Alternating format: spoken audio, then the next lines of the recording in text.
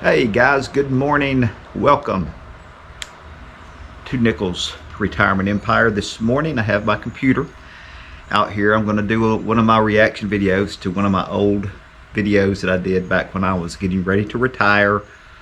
It's always fun to go back and see what was I thinking on these days. I think it's 7 years ago now, 6 years ago. And what's really surprising is I was thinking the same things that I think now. Hey, good morning. Day 6,148, 22 days left with the students. You can see I'm not in my normal location here this morning. I'm in a parking lot. Since I'm pretty expendable, they sent me to go to this regional meeting here today for the school. They tried to, I got here about 20 minutes early, and then I found out that they had, basically tricked everybody and told us to be here at a certain time, and then really it was starting 30 minutes after that. So in reality, I really got here about 50 minutes early, which is normal for me. Probably messed everybody else up, though. Came in late, but at least the people that came in late could be on time. So anyway, that's the way things operate now. To this day, I don't. Let me explain it like this. There is a code, an old man code, I like to call it, and I didn't know it at the time, but I was coded with the old man code back when I was young. And now that I was getting ready to retire, there was a new code. And the old man code said, it said all kind of things, but one of the things that it said, and I don't know where this came from, I don't know if it was from people being in the military in World War II or what, I don't know. But the code was, if you weren't at least 15 minutes early, you were late. And depending on what old man you talked to, it may have been as much as 30 minutes early. So if I had to be somewhere and it was really important, like it was a job interview or something, and this is no lie, y'all are gonna laugh at me, but I would get there an hour early. Wherever it was I was going, I would get there an hour early, and then if I had to, I would just sit in my car for 30 minutes before I came in to let them know I was there, because that was the code. And they told us that's what you were supposed to. I really thought that was what you were supposed to do. I had no idea that there was an option of showing up like at the time that they said to show up. The code became, if you could show up at the time we tell you, you'll have an extra 30 minutes before we actually even start. So that's a bad code. So I was able to get in, get me a nice seat in the back, since I was here early. So that worked out great for me. And we even won a couple of awards for my school. So not to brag, but pretty good morning so far. I'm going to talk this morning about computers, but I was not at the school. Another part of the old man code was you were supposed to sit in the front. Not only were you supposed to sit in the front, you were supposed to sit in the front in the center if you could. And that if you got there early, like you should, which you would have to beat all the other people to get there early. So like everybody else thought you had to be there 15 minutes early, so you would show up 30 minutes early. And then you could get a seat in a place that showed that you were very enthusiastic and interested in being there. And you can see that as they sent me to this conference thing or meeting or whatever it was that they just sent me to get me out of the school because I was old, that I broke the code and I sat in the back as far away as I could. And that was just a way, that's the old man way of, that was like the ultimate rebellion, is that I'm not going to sit in the front. Since you have sent me here against my will, I should be at work because I'm the most important person there. And now you've broken the old man code of sending the old important man off to some unimportant thing, so I'm sitting in the back. Do that, so I thought I'd just go ahead and do it out here in the parking lot. I remember I got my first computer. They kept coming when we had the lottery the first few years. Part of the lottery money went to technology. But anyway, I was very dead set against the lottery.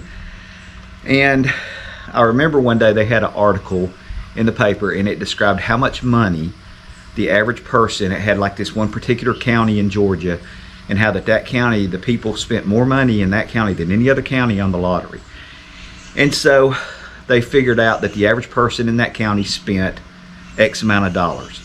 So I took that, I remember doing it on the board in front of my class, and I said, okay, there's however many thousand people in this county, and I wrote that number up there, and it had a number, this is how much they spend per person on the lottery every year, and I wrote that number down and I multiplied it, and it came out to be enough money to build their county 2 new schools every year. And I was like, these people can take this money they're spending on the lottery and have all the schools and all the teachers and all the stuff they want if they would just spend it on that instead of the lottery. So that's why I call it a tax on stupid people. And so all these schools got all this money for technology, so they started buying computers and asking us if we wanted the computers in our rooms. And they came to us, you know, the first year they came to me, you want a computer? I said no. Second year they came in, hey, you want a computer? And I was like, how much are these computers? And they told me, and it was a lot of money. It was like $5,000 or something crazy like that. And I was like, at that time, I probably made $30,000. So for 6 computers, you could hire a whole person to teach kids things. Well, I'll tell you what, my room hadn't been painted since this building got built, and the ceiling tiles are about to collapse, and the blinds that are on the windows have been up there since the 70s, and I can't let the kids touch them because I'm afraid they're going to fall and kill one of them. And the tiles coming off my floor in chunks, and kids are bringing it up to me every day and handing it to me. So you think we could take that $5,000 and fix my room up? And they said no. And then they came to me the next year, and then they gave me a computer. They didn't ask, they just put it on my desk. I know I exaggerate things sometimes, but that is no lie. My room was falling apart. There really were blinds that were like 30 feet wide, huge, gigantic blinds in this big, huge, tall window. And if they had fallen, they really would have hurt some. I mean, it was like I was scared to death of those blinds. My floor really was coming apart. I mean, that is exactly the description of my room that I was in for years. And they're slapping new computers down on my desk. Moved a bunch of junk out of the way, set the computer down, hooked it up. So I got the smartest kid in the class and asked him how you turn it on. And they showed me how to turn the computer on. So we turned it on, and I said, well, what do you do with it? Because, you know, we didn't do grades on it. We didn't do, you know, we didn't have like email and all that kind of stuff. It was just a computer. So the kid said, well, you can, you know, they got me to a search engine. And they said, okay, you can look stuff up on here, you know, and you put it in here and then you hit search, and then, you know, you can look at whatever it is you're searching. So I figured out, you know, I was able to figure out you could look up a lot of football stuff on it, football plays and stuff like that. So I started doing that for a few months. The school where I was at, the kids were pretty poor. And I can promise you that 90% of those kids sitting out there did not have a computer at their house. I mean, I didn't have a computer. You couldn't hardly get the internet. There was only one kid in that room that I knew had a computer.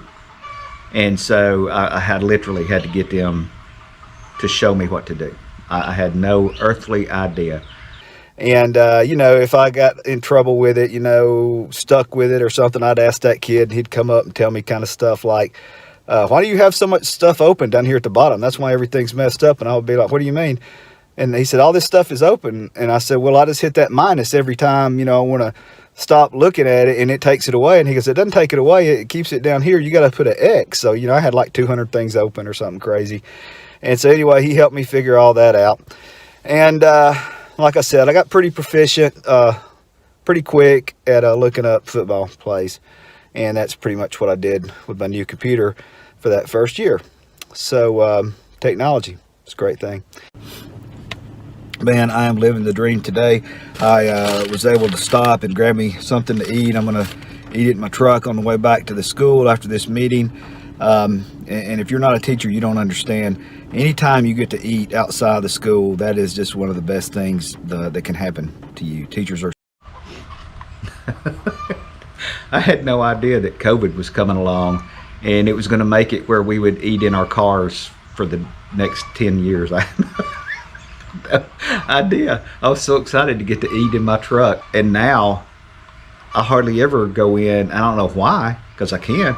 I hardly ever go into a fast food place and eat. I always sit out and eat it in my car, which is what, I guess it's also part of the old man code, because now that I think of it, back in the 70s, when we'd go somewhere with my mom and dad, if we did stop at a fast food place, which was rarely, we always ate it in the car. I guess that was the code. You eat it in the car. And so now I'm back to the original code of eating in the car. So excited to eat outside of school. You know, a lot of times we'll have trainings and then they'll have food brought in, and it's just so disappointing because it's just, you just want to go. You want to go out there and eat, even if it's eating in your truck, riding down the road. Of course, the other big thing is blue jean passes. You give teachers blue jean passes, they'll do anything. But that's the two big ones, eating outside the school. So I'm getting to do that today. What a great day. Yeah, we lived to wear blue jeans and eat outside the school. That was the greatest thing in the history of education. Getting a new computer was not a big deal, but a blue jean day was thumbs up, administration. Thank you so much, guys. It's fun to go back and look at these things and see how I was thinking, and I'm glad that I was following the code. Today I'm still following the code, the old man code, and don't hold it against me, because it's like a computer. Literally, my brain has been hot wired to do certain things and to think a certain way because of when I grew up and my exposure to the old man code. Thanks for watching, guys.